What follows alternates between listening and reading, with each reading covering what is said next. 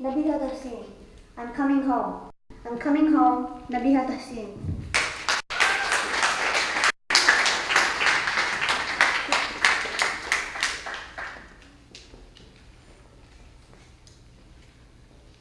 When I was 16 years old, like any other brown kid on this planet, I got my first job offer from a startup IT company.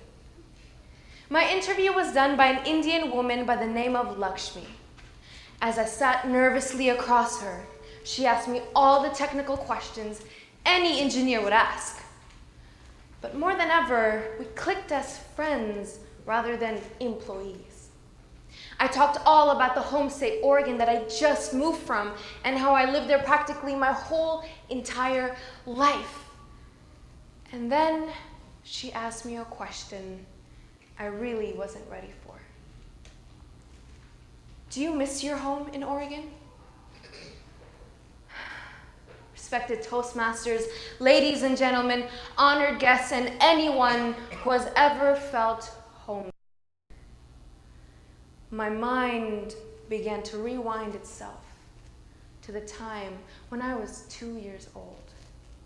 When I was 2, home was in my uncle's arms in Hyderabad, India.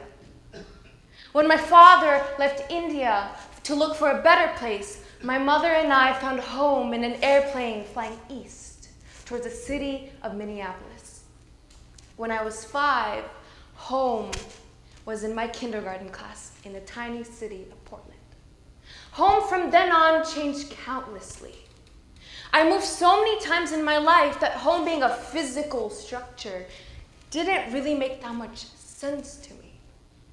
And this began to tear me apart. I began to feel my loneliness in the worst way possible.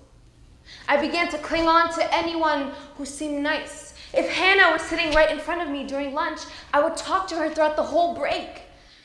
But I realized that Hannah would sit with me one day, and the next day she would hang out with her real friends.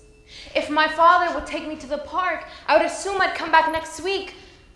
But that day never came.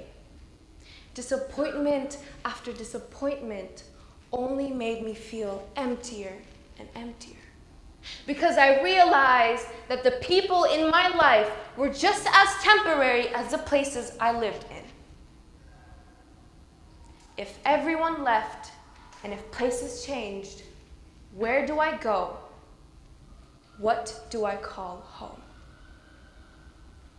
Fear and anxiety began to be my vision. I looked at the world with distance until one day, in 8th grade, my English teacher gave us an assignment, and it was to write poetry on the things that you are most thankful for. That night, I came home and I wrote and wrote and wrote.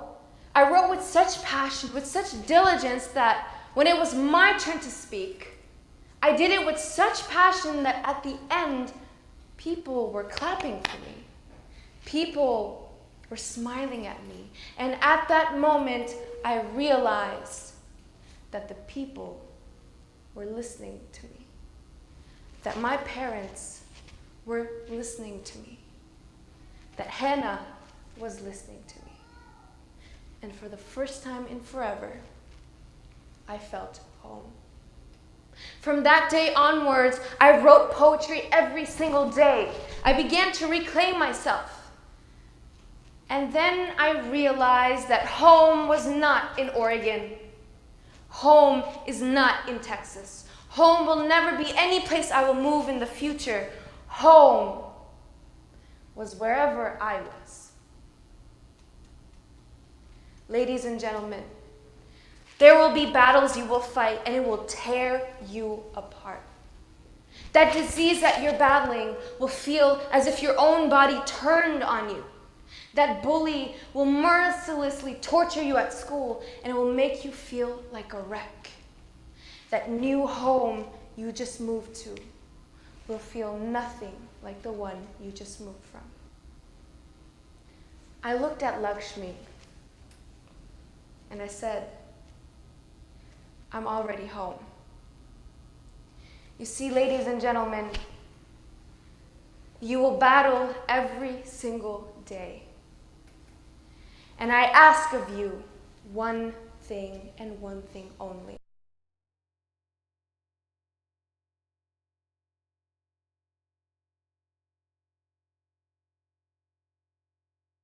Time, friend that does not appreciate comes knocking at your door.